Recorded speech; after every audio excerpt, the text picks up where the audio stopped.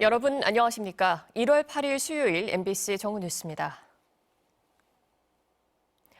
윤석열 대통령에 대해 공수처가 다시 청구한 체포영장이 어제 저녁 발부되면서 언제 재집행이 이뤄질지 관심이 쏠립니다.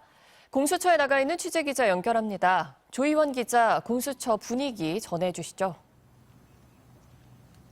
네, 제가 이곳에 새벽 5시 반쯤부터 나와 지켜봤는데요.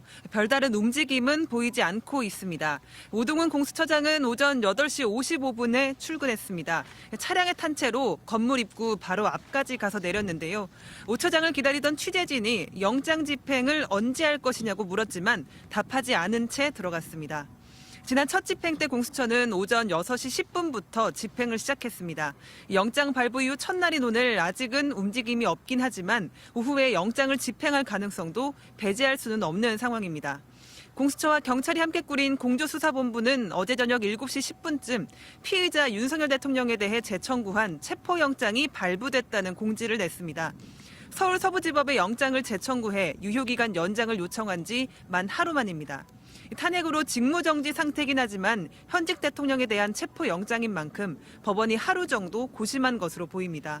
2차 체포영장을 발부한 판사는 1차 체포영장을 발부한 이순형 판사가 아닌 신한미 영장 전담 판사로 알려졌습니다. 공수처는 이번에는 영장 유효기간을 7일보다 더 늘려서 청구한 것으로 관측됩니다.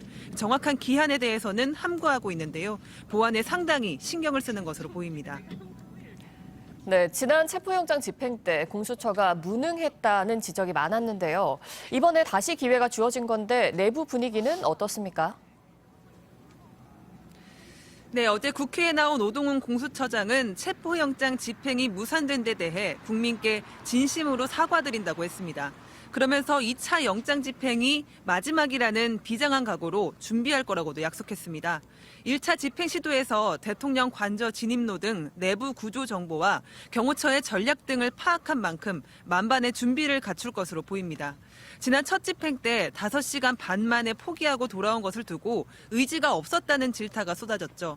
재집행 때는 장기전도 대비할 것으로 보입니다.